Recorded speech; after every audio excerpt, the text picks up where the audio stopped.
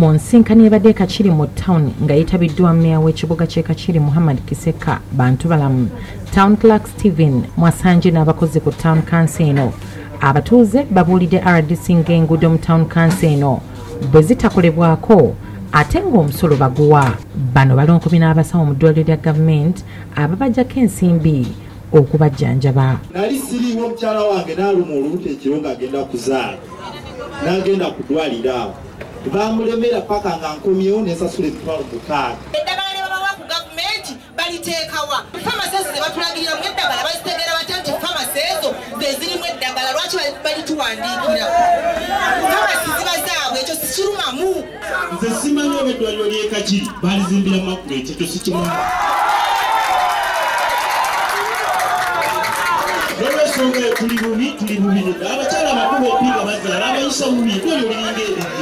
RDC Rose Kirabira ayimiriza omusawo omu olw'abatuuze okumwekokkola nga bw'atalina mpisa ng'abajjako n'ensimbi okubajjanjaba ng'olwo abeera tazirina waakufa. Kisiraani temuddamu kusolooza bantu banaku abatandise okweyamba baveeyo.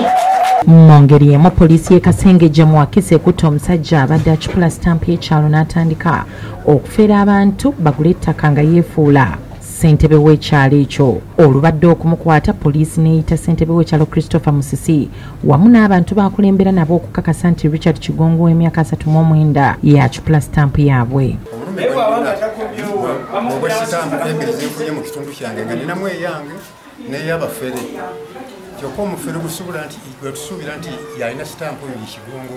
Bano batudde mu ofisi ya OC ne batandika okukunya Kigongo ababuulire gye yajja sitampu zino.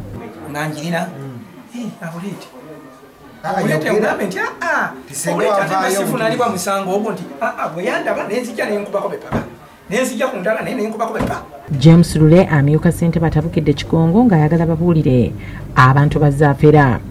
Era abantu abasinga obudde okujja mu ofisi tulina sitampu nako omuliro okuziraga nti eno sitampu yaffe eno si yaffe.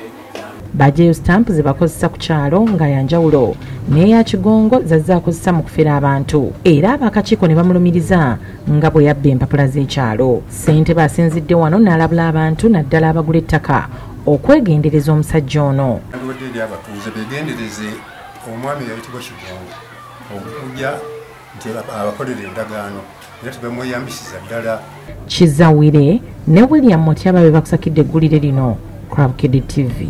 Bwabanga kyaba yagamba kuba nyinza okuba kuba bankutte oba nkutte nekiro agenda abuuza omukyala yamuwa empapula mmeka.